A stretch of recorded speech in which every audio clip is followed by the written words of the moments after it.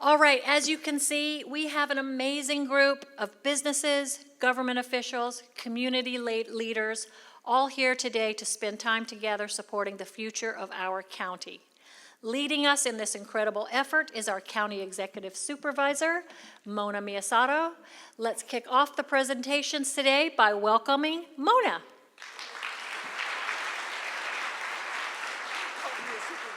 Oh, executive. There you go. Good afternoon, everyone. So first of all, is there anyone in here who gets seasick? Because I saw some of you do this, So if so, you may want to avert your eyes in the first couple of minutes here. So I know these past few months have been pretty rough on a lot of us. It feels like we're on a boat during a storm with powerful waves hitting us, one right after the other, federal changes, executive orders, contraction of revenues, up and down, tariffs, no tariffs, the cost of business increasing. We're all feeling these impacts. And while the seas are rough, I just want everyone to be reminded that how resilient Santa Barbara County is, how resilient all of you are. And we're going to continue to make progress, even though it may feel like we're swimming with the sharks. And by the way, this AI video is sponsored by Dramamine, because nothing calms rough waters like a good county PowerPoint. So that's what we have today, so let's dig in.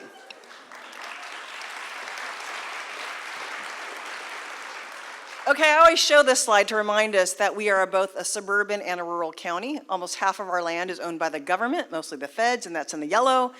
And about 47% is in ag, which is in the green. That leaves less than 5% for urbanized uses like housing and commercial activities, which is the orange, pink, and brown.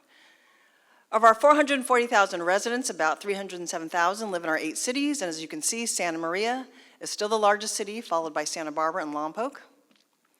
Approximately 137,000 residents live in the unincorporated area, which are rural and urban areas outside of our cities. Orcutt is the largest of these communities and would rank 4th largest overall, about tied to Goleta.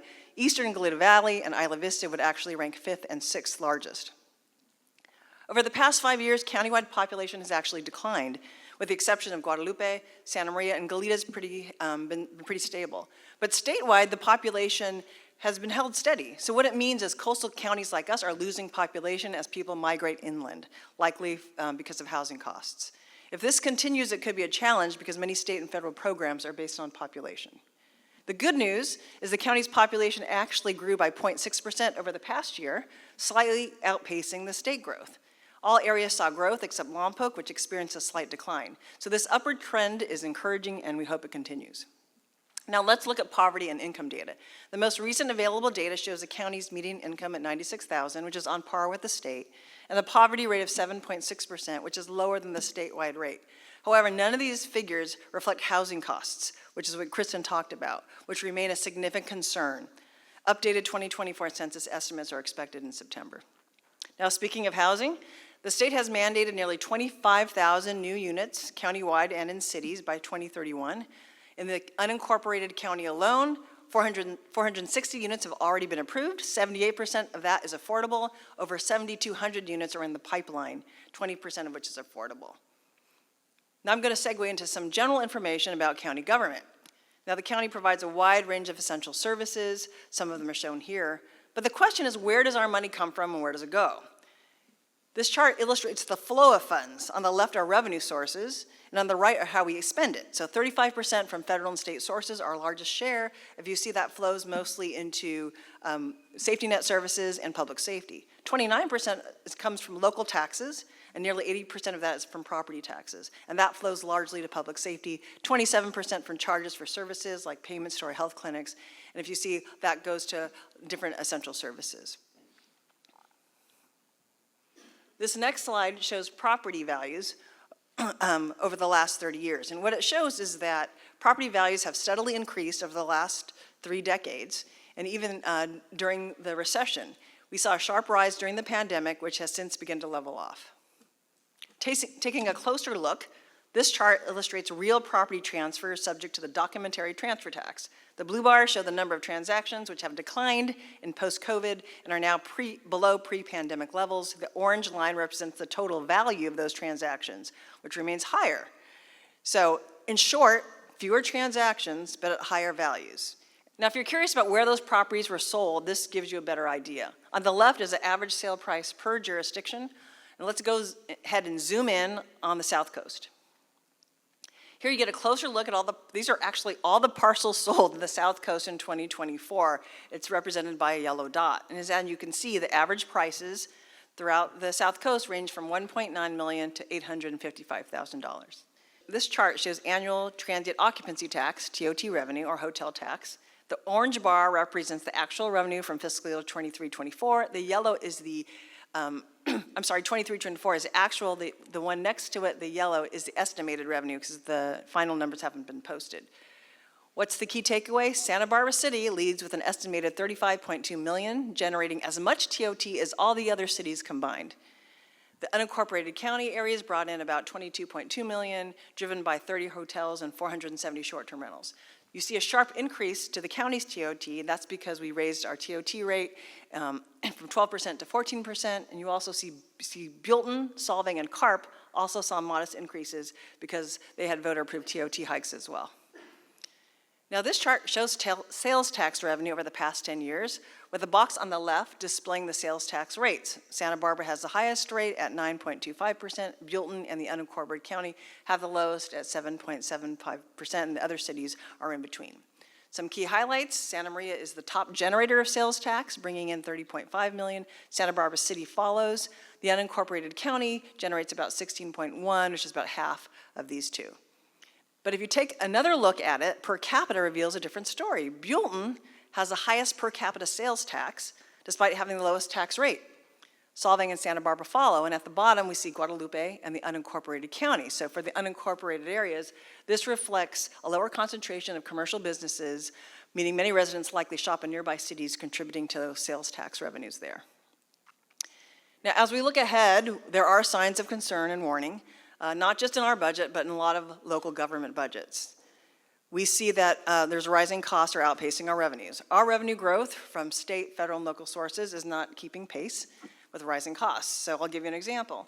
In our capital program, construction costs for projects have surged 35% over the past 3 years, impacting our whole program. Mandated services are also more expensive, with insufficient or sometimes no reimbursement for the state or federal government. So here's another example. We've seen about the same number of children in foster care, because that's one of our duties. But more recently, these kids have more difficult and complex cases. We were just told that a 14-year-old in foster care with significant developmental needs was placed in specialized care for $35,000 every month.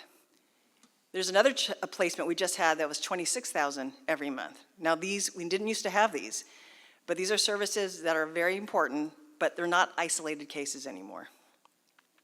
State budget concerns: the state balanced its budget and preserved core services, thank you, but relied on one-time funds and deferrals, so those may be popping up again in the future. Federal policy impacts: there were over 192 executive orders that have been issued, some with regulatory changes and some not. A key concern for us is Medicaid funding, and I'll talk about that in a little bit. And jail expansion. You'll say, didn't you just build a jail? Yes, we did. We recently opened a new jail in North County, but a lawsuit and settlement requires that we improve conditions for all inmates. So the county must either upgrade the existing South County jail or build a new one. And believe it or not, a new facility is more cost effective than renovating the old one. So that's high on our list of what we have to fund.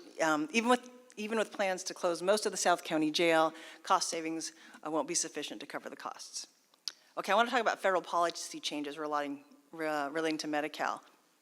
So, as you see if you look at this chart, this relates to those with unsatisfactory immigration status, which is undocumented folks. While not yet implemented, a shift has occurred that could significantly have impacts on the local jurisdiction. Our current landscape, as you see in this chart, that 1 in 3 residents in the county have Medi-Cal, which is the public health insurance. So 1 in 3. Of those, an estimated 33,000 individuals have unsatisfactory immigration status. The county alone, our public health clinics, 7,500 of our 31 assigned clients fall into this category. Other providers are feeling the same impacts. So what's next? The state of California has filed an injunction, and the matter's under court review right now, and the county's proactively working with partners like SendCal Health, to see what we can do. But why does this matter to all of us in this room? I think it matters because if individuals lose access to primary care, what will happen to them? They may turn to emergency rooms for treatment and leading to increased demand and longer wait times for everybody else. And let's not forget another challenge in our county. It's the frequency of disasters. Our county continues to face frequent and diverse emergencies, testing our resilience and our responses. So what happened last month? The 911 outage caused by the fiber line being accidentally cut. An earthquake in Russia caused a tsunami warning to us. And then we had the Gifford fire in Koyama, which became one of the largest fires in California. We continue to invest, however, in our emergency response with new technology to better protect and inform the public. We're launching a new evacuation mapping tool that provides real-time visual alerts for evacuation zones. And it shows available resources like masks and distribution centers and what residents need to do and where they can go during an emergency. We're also launching a backup radio system for AM radio stations. The county has been preparing for these fiscal headwinds for quite some time now, but the pressure is building. We have a strong financial foundation, however. Our strategic reserve is fully funded. We maintain a AAA credit rating from S&P, which means it's the highest awarded to local governments. That helps us lower our borrowing costs.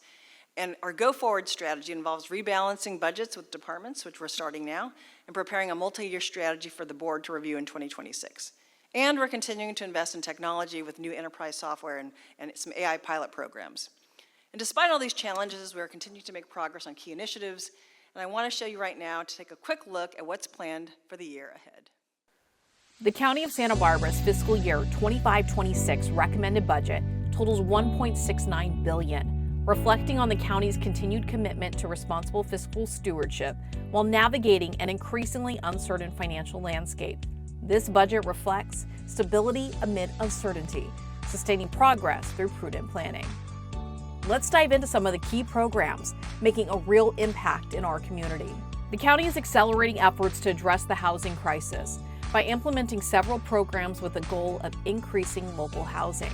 These include a local preference program, workforce and farm worker housing partnerships, and incentives for affordable housing development. To speed up construction and reduce costs, the county is creating pre-approved accessory dwelling unit, ADU, plans and expanding online permitting systems. The county continues its investment in interim and permanent supportive housing with over $23 million in funding. Sites like Hope Village in Santa Maria and La Posada in the Goleta Valley offer 174 cabin units with wraparound services. The county continues to provide $604 million in safety net services to all residents. To help meet the need of inpatient mental health care, the county is investing $16.6 million in mental health treatment beds. Plus, farm workers, their families, and employers will be supported with direct in-person access to services and programs through the county's mobile Farm Worker Resource Center. The county is improving criminal justice and jail services by increasing jail health care with 22 new positions and expanded mental health care.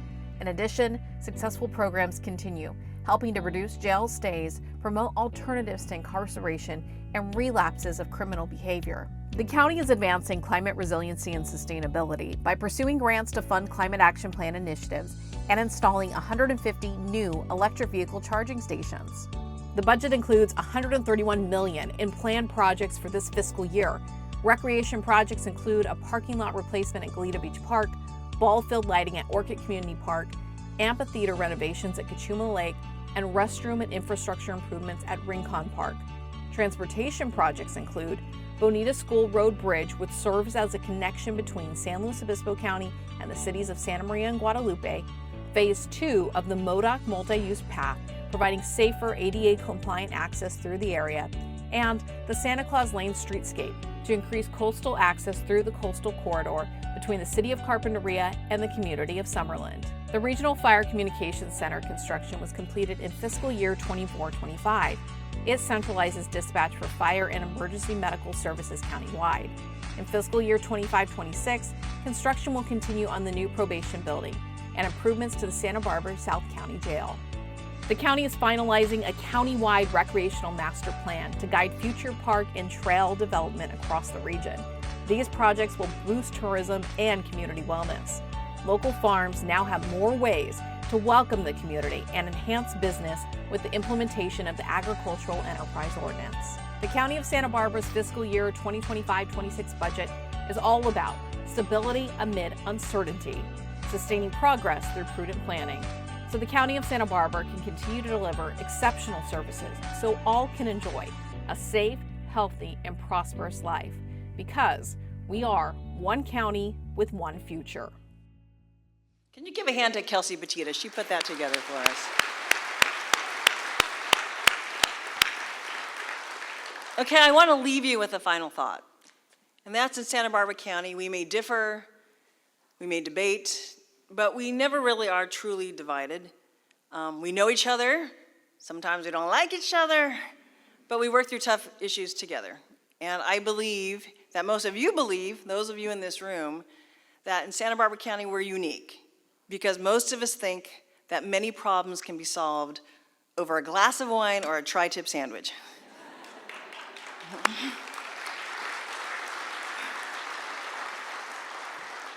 So I'll leave you with this other thought, and my motto has been in these rough waters, when you can't control the storm, be the lighthouse. So let's just keep shining that light for each other and for all of us in Santa Barbara County. Thank you very much.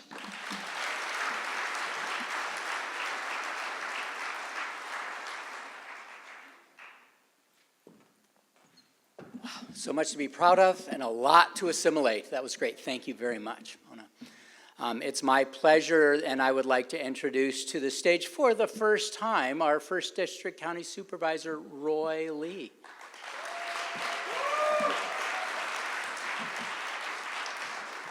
All right, so I have a favor to ask everybody. Let's take a selfie. I gotta show my wife here, so everybody, if you just wave and just say hi, it mean a lot. So, are you guys ready? All right, ready? Wave hi, everybody. All right, and I'll take one more of everybody. All right, so whoever wants to copy that, let me know, I'll get you one. So let's get this started. So, good afternoon, everyone. It's great to be here with the Chamber today. I really appreciate the chance to spend time with people who make our economy run. Small business owners, employers, and community leaders. I want to recognize our County CEO, Mona Miyasato. Where's Mona? Mona is an incredible person who we are so lucky to have here in the county. She's my hero. I never told you that, but I am in front of everybody. When I got elected, I said focus on the community, fixing problems and making this county work better for the people who live and work here every day. That's still my focus, practical solutions, not politics, maybe a little bit. So I've been in the office for about 8 months. I feel like we have accomplished a lot. Now, first, we made real progress on fire safety.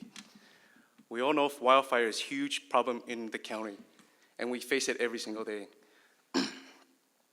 That's why we set up a pilot program at the Hot Springs Trailhead to close parking and on the trail on red flag days and after storms. It gives law enforcement the tools to act before something goes wrong. It keeps our neighborhoods safer and makes sure that firefighters can actually get what they need to when a second mattered. Next is cannabis. For years, people in Carpinteria, and I'm sure there's many here today, were just told to live with the odor. That wasn't good enough for me and the Board of Supervisors. We passed an amendment that requires every cannabis grower in Carpinteria to install and run carbon scrubbers by April 2026. No more excuses. Enough is enough. You will see change next year. On top of that, we balanced the county's budget so taxpayers are not stuck footing the bill for enforcement. Next, we made it easier to get affordable housing projects off the ground. Families need a place to live if we want a strong workforce, and employers need workers who can afford to stay here. Streamlining this project saves time and money and helps keep our economy stable. And through all this, we stayed focused on the quality of life for our residents. From parks to neighborhoods to day-to-day constituent services, these little fixes add up. People need to feel that their government is paying attention, and we are, the county is. Looking forward to the next year, there are 3 big areas that I want to keep working on. The first is infrastructure. Our local economy depends on it, whether it's safe roads, good public facilities, or broadband. Now, many of you might not know this, but right here in the county, in the Cuyama Valley, there is still no broadband at all. That means no e-commerce businesses, no remote schoolwork, and it makes it hard to use cutting-edge technology for farming. But we've been fighting this at the state level, and broadband is on track to reach Koyama by end of 2026. That will open up real economic opportunities in rural parts of the county, and that helps the whole county. So, yay, Koyama. Second is public safety. Fires are going to come. We all know that. The question is how ready we are. We're going to keep working with homeowners on defensible space, home hardening, and access. Safer homes mean safer neighborhoods, and less distribution for businesses when the next fire hits. And now finally, supporting local business. This is personal for me. My family and I have run a business here in the county for over 30 years. So I started when I was a kid, so I understand the paperwork, the red tape, and the hoops that you have to jump through. We want to create a local government that makes it easier to start a business, not harder. That's what I want to fix. We have shown that we can streamline permits for community events and affordable housing. Next, I want to make it easier for business to grow, whether it's cutting down permitting timelines, supporting green energy upgrades like microgrids, or helping with infrastructures that improvements that keeps your doors open and customers coming through. But most importantly, I want to keep listening. Sometimes the best ideas don't come out of government buildings, they come from you. When our business thrive, our families thrive, our whole community is stronger.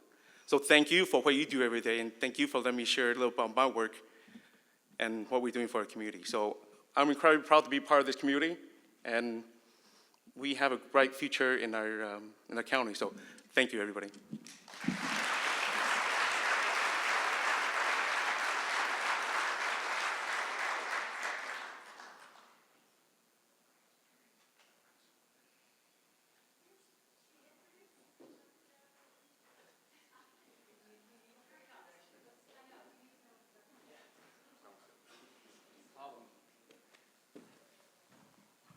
I assumed Peter needed no introduction, and he really doesn't.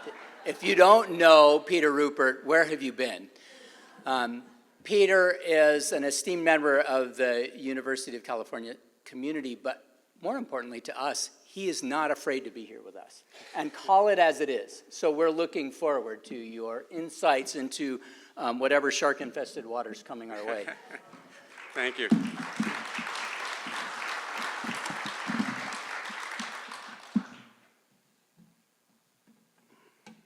I have to do my own technical stuff, that's fine. I don't have a video,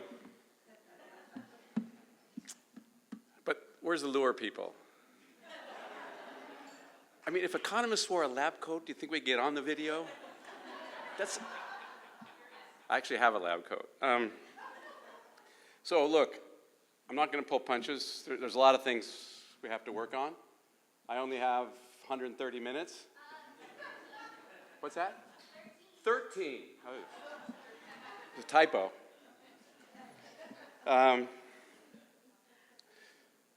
So this is me. So I want to talk a little bit about things that are not in our control and things that are in our control. And by the way, I think, we all know many of our city council members. We all know our council members, our supervisors. I know them pretty well. Incredible people. I like all of them a lot. They're very well intentioned. But what we want to care about is not people's intentions. We want to care about results. And so what I'm going to do today, I'm going to talk a little bit about some of those results and show you what it looks like. Hopefully Laura is going to come up last and make you feel better. So what's beyond our control? Well, tariffs. And by the way, it's just not the actual physical tariff that can be on things. It's what's happened because of these tariffs. And lots of companies are feeling the pressure from these tariffs. The Fed and inflation, I'm going to talk a little bit about that just for a couple of minutes. What I think is going to happen going forward. Everybody's very interested in that, especially many in the real estate profession. I don't have good news for you, I don't think, but that's okay. And just a quick mention about ICE.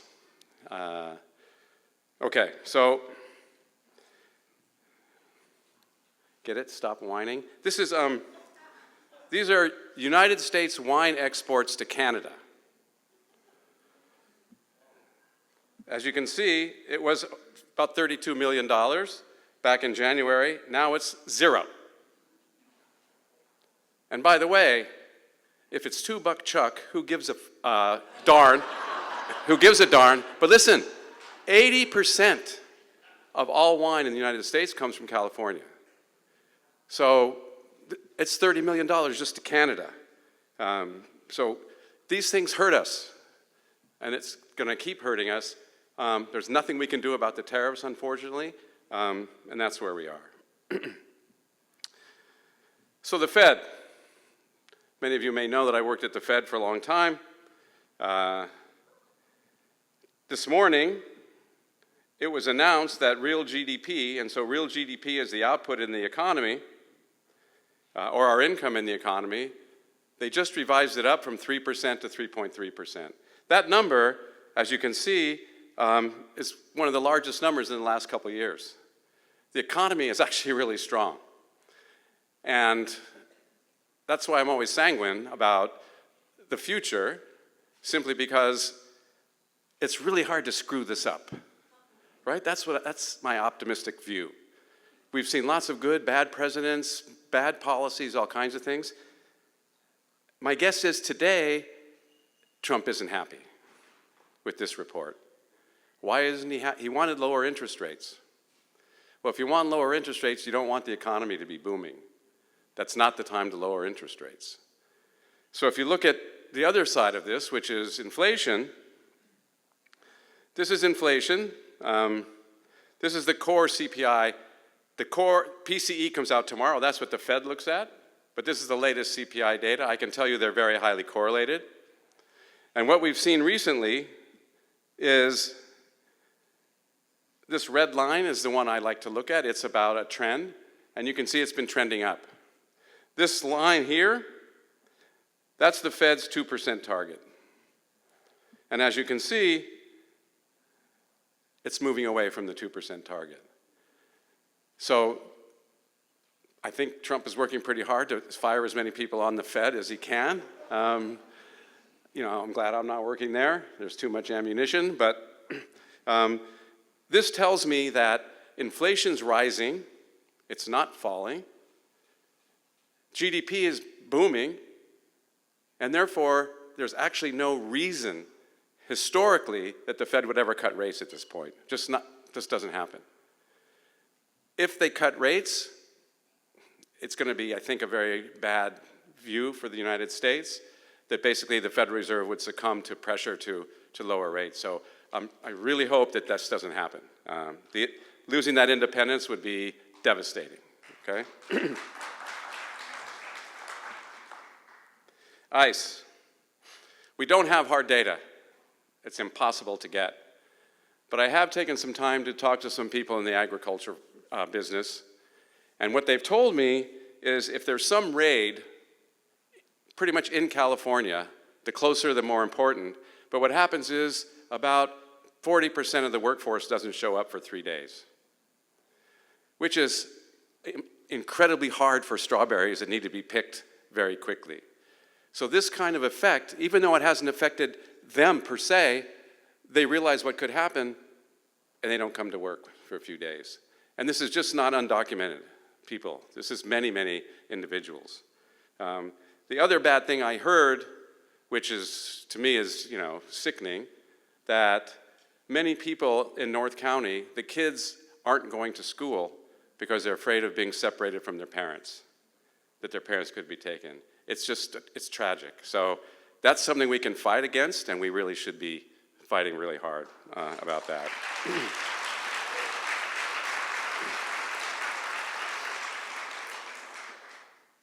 So now's the depressing stuff, if that wasn't depressing enough. So what's within our control? Well, various regulations and policies that we put on ourselves. By the way, the state puts on some. Mona mentioned we have some executive orders that we're facing. But we've also made a lot of choices. And as I said before, many of those choices are very well-intentioned. I'm not criticizing the intentions of individuals. The problem is, do these things work? And there is where you just have to look at the data. There's nothing else you can do. I'm going to talk a little bit about housing and wage policies. Okay? So these are all local things that we can take care of. So let's look at the labor market. Since 2000, San Luis Obispo County has grown employment by 35%. 35%. California, all of California, 27% growth in employment. US, 23% employment growth. Ventura, meh, that's what I say, 18%. Santa Barbara, 15%. And if you just look at the data like this is San Luis Obispo. Just astounding growth in the county. They're close to us. They've got to be doing something we're not. I don't know. By the way, I only have 13 minutes, so I'm presenting some problems. If you want solutions, it's going to cost you. That's San Luis Obispo. The green line is Santa Barbara. Not only have we not grown very much, we're now declining in the county. Okay? And these are things we can do, as Mona talked about, as Kristen talked about, to think about how it is we can bring people back into Santa Barbara. And if you look at population, which I showed last year, age 25 to 45, we're losing that part of the distribution in the population. We've lost about 15% in 20 years. We're expected to lose another 15% over the next 10 to 15 years. So that group is leaving, and that's the high employment group. So I'm not picking on this one particular thing. This is housing. This came out on Sunday. I just happened to see it. Lawsuits, annexation, and builder's remedy. What's holding up housing in Santa Barbara's North County? Look, I don't know all the details, and I'm sure there's many, but in any particular thing like this, people will say, oh, here's the reason we didn't do this, here's the reason we didn't do that, I know the answer. Build more houses. How hard is that? We know how to do it. How do I know that we know how to do it? I'll show you. This little table I got from the US Census. This is the city of Santa Barbara. This is number of housing units. In 1970, we had 29,570 housing units. In 10 years, we added 4,355. In 10 years. The next 10 years, we added 2,301. 2000, from 1990 to 2000, we added 850. Next 10 years, 745. And in the 2010 to 2020, 388 houses. Our housing supply since 1970 has gone up by less than 25%. How do I know we can build houses? Look, we built 10 times as many houses in that decade than we're building now. It's not like, oh, we forgot how to build houses. The county has done much better, actually. They've gone up by 75% since 1970. And again, they're building 20,000, 23,000, and then all of a sudden, down this one year back up. But look, it's not like we don't know how. And many people are going to not like this particular comment, but there's a very, very good solution. It's called factory houses. The houses we built here with sticks, expensive as hell. We know that. If you look nationwide, it's not going to be here. If you look nationwide, the cost of building manufactured homes is about $90 a square foot. You got to bring them here and stuff like that. But you can buy houses much, much cheaper. In 1970, 1/3 of all new homes were manufactured homes. Today, it's 8%.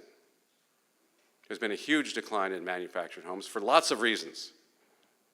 Again, there's always lots of reasons why we do things. This is wage policies. I had thought this had been gone to bed, but it has not. $26 minimum wage for agricultural workers. It was floated about, well, here you can see it. Farm workers push for $26 an hour in Santa Barbara County. This came out last year. We just got a few calls recently. It's kind of back.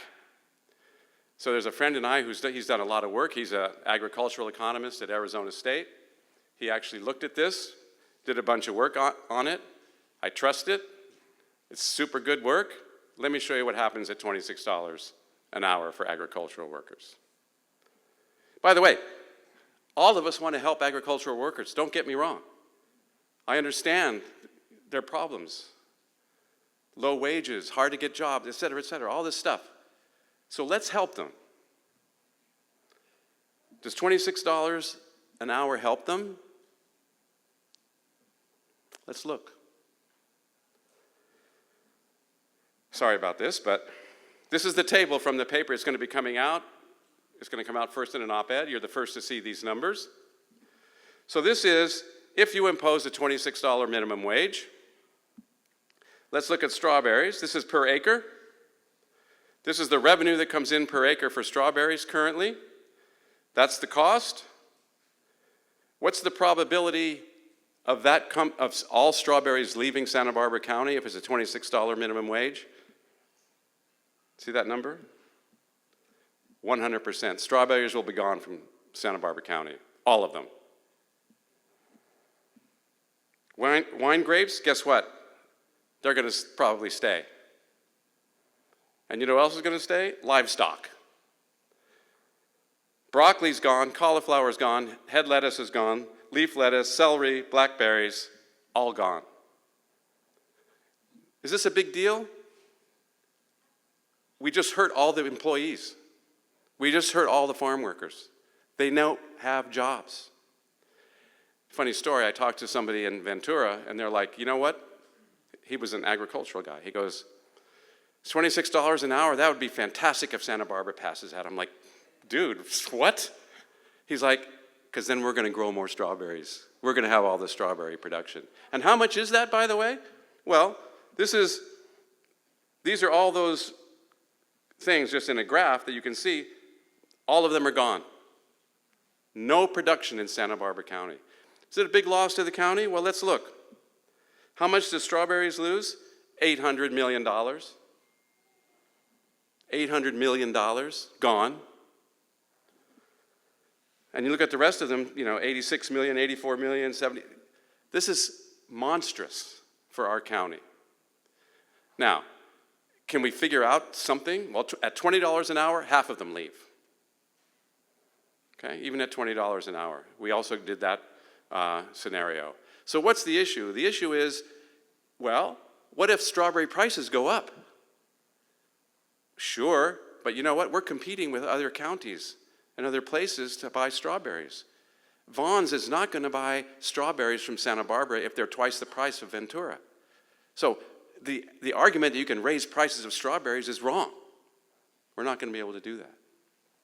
Okay? So these are things we can control. We can decide whether or not $26 an hour or $20 an hour is the right number, but know the cost. And the cost is devastating, not just to our county, but to all those individuals who lose their job. Okay? So, I told you it was depressing. But thank you, I'm done. Thank you.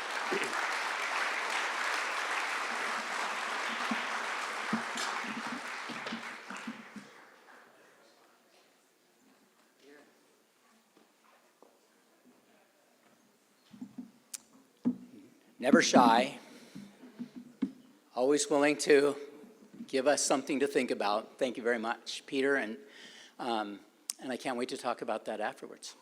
Our final segment, we're going to mix it up a little bit. We've invited to the stage the County Supervisor, Chair of the Board, Laura Capps, and she's devoted her career to public service.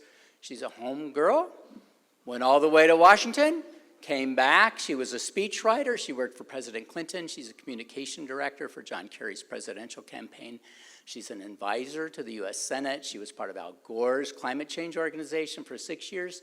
She served here as a board, Santa Barbara Unified District Board of Trustees. We're honored to have her for a chat.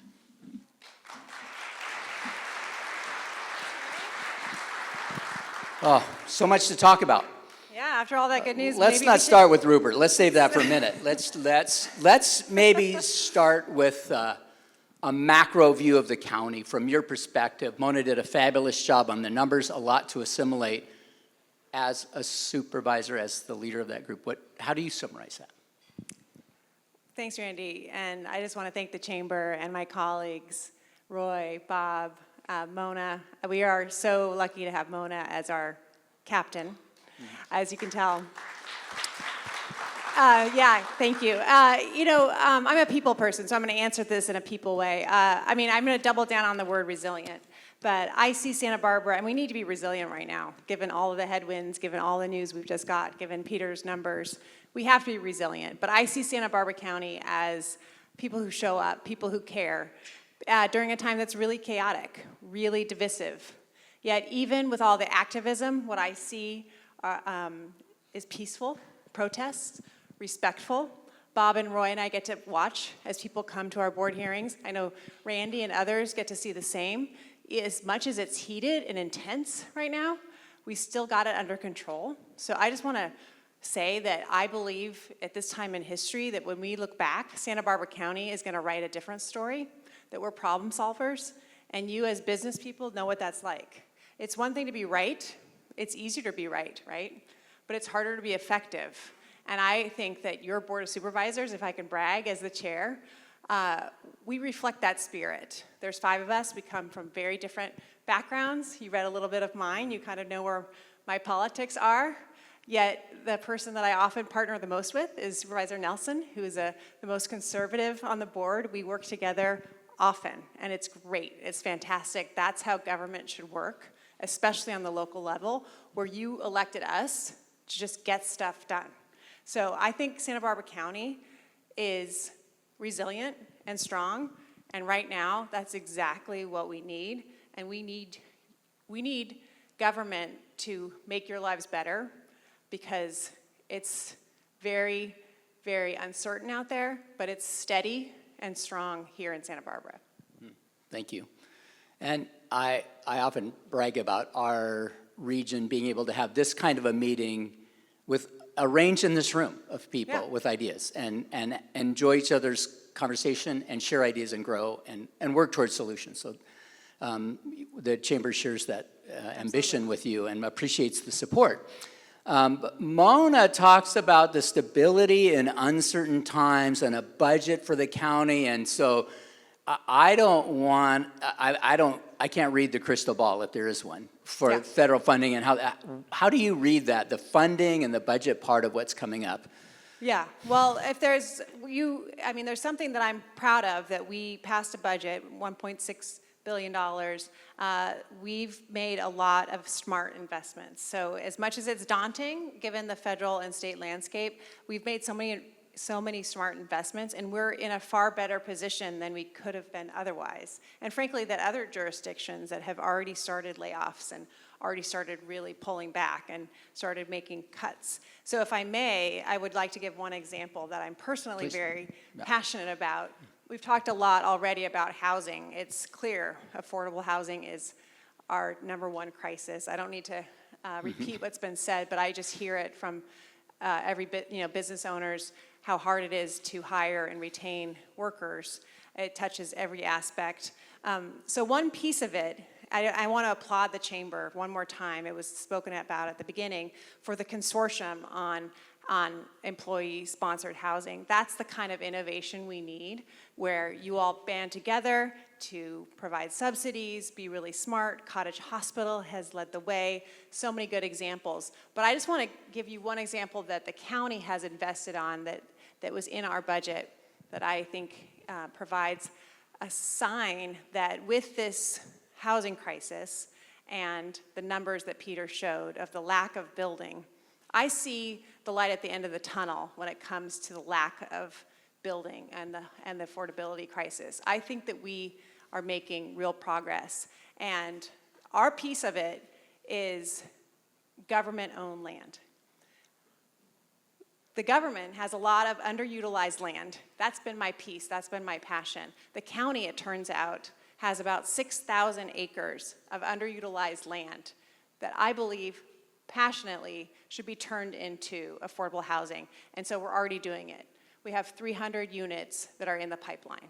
Santa Barbara Unified School District, where I worked before this, they're already working on a few hundred units. So we need to take underutilized government-owned land, because you take away the price of the land, you can do it affordably, you can make it pencil out. And that's my pledge, that government needs to have skin in the game on this whole crisis. I think that every city, every transit organization, every school district within our county that owns land, it needs to be looked at. Could this be used for housing? I drive by the DMV parking lot on Castillo. It's mostly empty. It's like 80% empty. These things drive me crazy. And that's the thing where if you have ideas of underutilized parking lots that you might be aware of, that's the kind of stuff we want to know, because I think we have to solve this. And it's literally, it's housing, it's local, it's one parcel at a time. Thank you, yeah. And you shared another example with me about an implementation of a tool. Can I pull that out of you? Because I just felt like that was a model we've advocated for, and the county has started it. Do you remember? Yeah, I mean, streamlining, we need government to work, right? And that's our piece of it too. We have to acknowledge that it's too hard to do things. It's too costly. Bob and I work on this a lot, and I acknowledge it. It's too expensive for you all to build. It's too expensive to get stuff done, as well as, and I agree with Peter, intentions are one thing, results are another. And I'm going to be the first to say, it doesn't matter what, I don't want to defend the process. I want to look at the results. And if it took you 9 months to get something simple done, and you have a better solution. So one bright spot that was in the video was that the county now has pre-approved plans for ADUs. Who's interested in building an ADU? ADUs are such a great way to help us get out of this housing crisis. And right now, the county has pre-approved ADU plans. So you go to the county, you can pick out a pre-approved, if it's something you like, you save about $25,000. It gets a little bit more fast-tracked because it's already been pre-approved. You don't have to hire as many people, et cetera. So that's right up on the website. And 300 people are taking advantage of that right now. Great. Is that double the number this year? Anyway. It's a lot. Yeah, it's a lot in terms of housing units. So, yeah, right. It's great.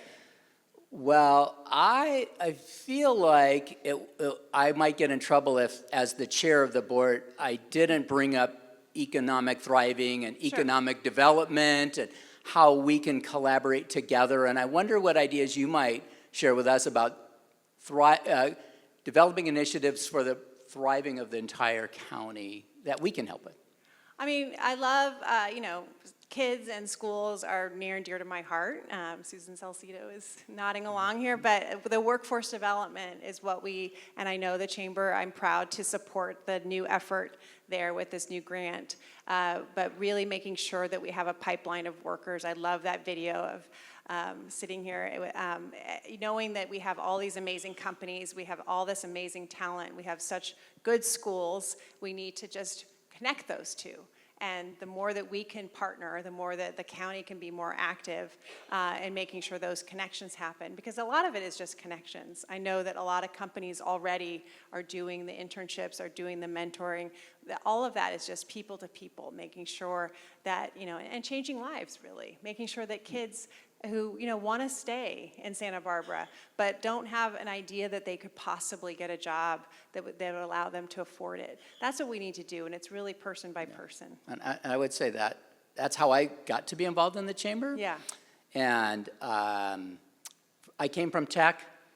I've hired people for 38 years. We have a lot of geniuses in the region. Yeah. And I love it. And we have a tech academy, but the kids that can learn to keep the tech machines going Exactly. don't know that there's a great job. Right. And so that's what we're trying to do. So Right, and that's what I we learned agree. at Google AI. They might not need all the PhDs, but they definitely need the tech folks. And they That's right. need the folks out of City College. They need the folks out of our Allen And Hancock. This wasn't supposed to be a commercial, but the Chamber's doing a program on this. You might watch our program of work because we're bringing together interns that have done exactly that. So, Yeah. and we agree, and we want to do it up and down the region. Any final things that we didn't cover that you want to make sure we cover today? Just how accessible I hope you feel that your government is. I think, we're all kind of on a first-name basis here. I just love, it's a warm room, it's a warm environment, we know each other, and if you all have ideas, I think economic development also just relies on collaboration. And if we're not doing something as a Board of Supervisors that you think we can, I think you can tell from Roy's comments, he's pretty accessible too, wants to listen, we're here. We should, tell us what we're not doing, tell us what we should be doing, and we want to do it.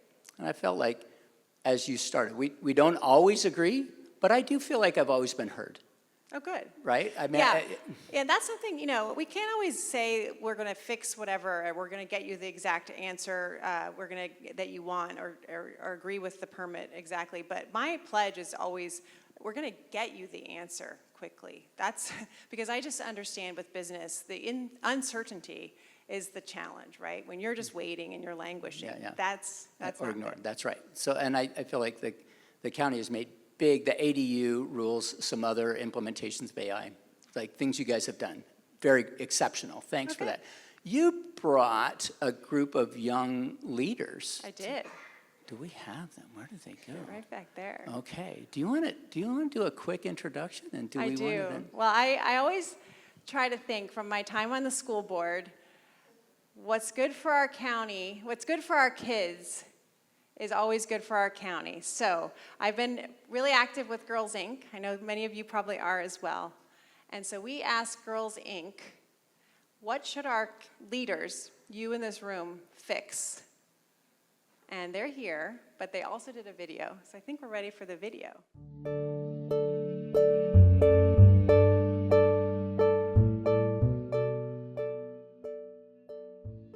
Hi, my name is Mia. Hi, my name's Ava. My name's Rupert. My name is Harper. My name is Camila. My name is Mia. Leilani. Shizelle. Olivia. Chelsea. Nona. My name is Charlie, and I am 9 years old.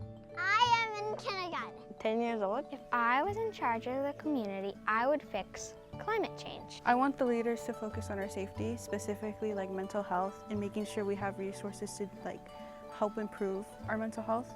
Making sure that everyone's comfortable with where they are and don't feel like that they can hide who they are. They can try to be their whole self. Clean up the beaches. Changing the environment and treating everyone fairly. To be included, people getting taken by immigration, that's not right. I would spread kindness and clean up our community. More access to food and the prices. If I were in charge of my community, I would fix housing prices. I want the leaders here to focus on the kids. I want the leaders here to focus on building more housing. Keeping children safe and babies safe.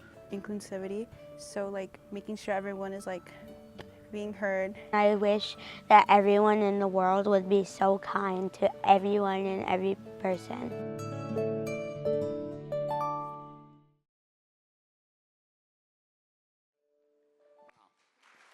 Thank you.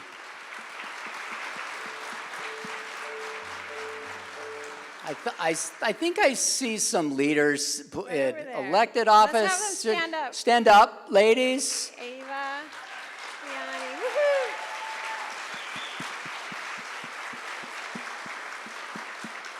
I hope you'll go and say hi to them and tell them what you do, right? Do you remember when you were that? Would you have come to a room like this when you were that age? I wouldn't have. But one of the things we found out today is people don't know the amazing things that happen in our county. And we got to brag about it today. That's true. So thank you for coming, and thank you for sharing that. And thanks for giving the opportunity to learn. It's really important in this day and age. We just have to keep an open mind and Yeah. keep hanging in there with each other. Great. Well, I think we're between all these good folks in the bar. That's right. That's always a dangerous place to be. If I understand the protocol correctly, those table pieces are available. Is that right? Team? They're available. So I'm going to say you get to Rochambeau for those. Winner takes the flowers and as a memory of today. And we are looking forward to meeting you at our next event. Also, Galita hosts an event here. We're doing a tech roundtable to talk about those tech jobs. And we appreciate that you spend some time with us this afternoon. So, and be safe on your drive home.